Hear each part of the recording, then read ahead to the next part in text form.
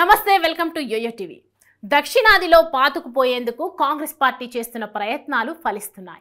ఇప్పటికే 2 రాష్ట్రాల్లో అధికారాన్ని కొల్లగొట్టిన హస్తం పార్టీ ముచ్చటగా 3వ రాష్ట్రంలో అధికారం కోసం కార్యాచరణను సిద్ధం చేస్తోంది. ఆ రాష్ట్రంలో తెలంగాణ పొరుగు రాష్ట్రం ఆంధ్రప్రదేశ్. ఇక్కడ ప్రస్తుతం వైసీపీ అధికారంలో ఉంది. రానున్న ఎన్నికల్లో బీజేపీతో పాటు వైసీపీ సర్కార్కు గట్టి ఝలకిచ్చేందుకు సిద్ధమవుతుంది.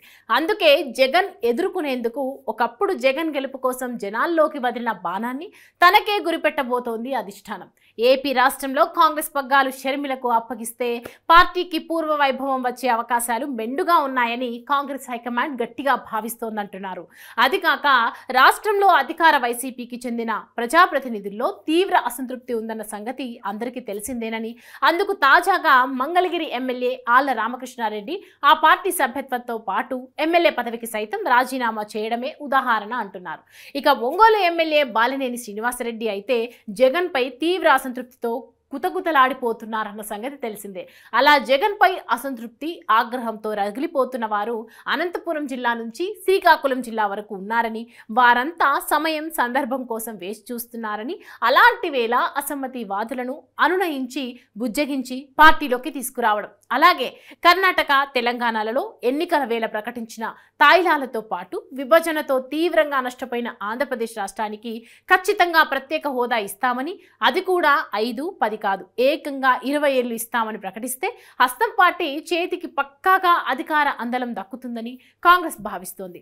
మరోవైపు దివంగత ముఖ్యమంత్రి వైఎస్ రాజశేఖర్ రెడ్డి బిడ్డగా ఆయన కుమారుడిగా ప్రచారం చేసుకొని గత ఎన్నికల్లో గద్దెనెక్కిన వైఎస్ జగన్ పాలన అన్ని రంగాల్లో విఫలమైందని, ఈ నేపథ్యంలో ఆయనపై ఏపీ ప్రజల్లో తీవ్ర వ్యతిరేకత వ్యక్తమవుతోందని, అలాగే రాష్ట్ర విభజన జరిగి 10 ఏళ్లు కావస్తున్న కేంద్రంలోని మోదీ ప్రభుత్వం ఆంధ్రప్రదేశ్ విషయంలో ఏ విధంగా వ్యవహరిస్తుందో ఇప్పటికే అందరికీ పక్కాగా క్లారిటీగా అర్థమైందని, అలాంటి సమయంలో కొద్దిగా ఓపిక మరికొద్దిగా సమయస్ఫూర్తితో వ్యవహరిస్తే రాష్ట్రంలో హస్తం పార్టీకి పూర్వ వైభవం దక్కుతుందంటున్నారు.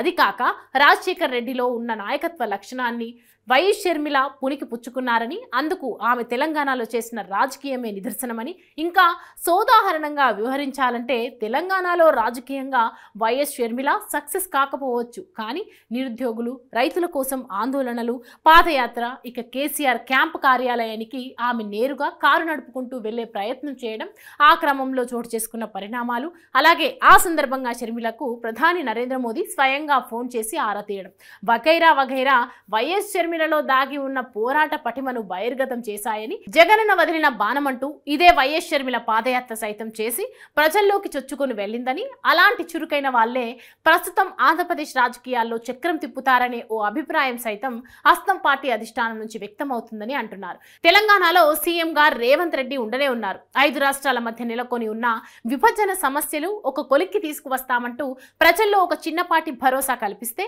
జనం నమ్మి ఆదరిస్తారని పార్టీ హైకమాండ్ నమ్ముతోంది.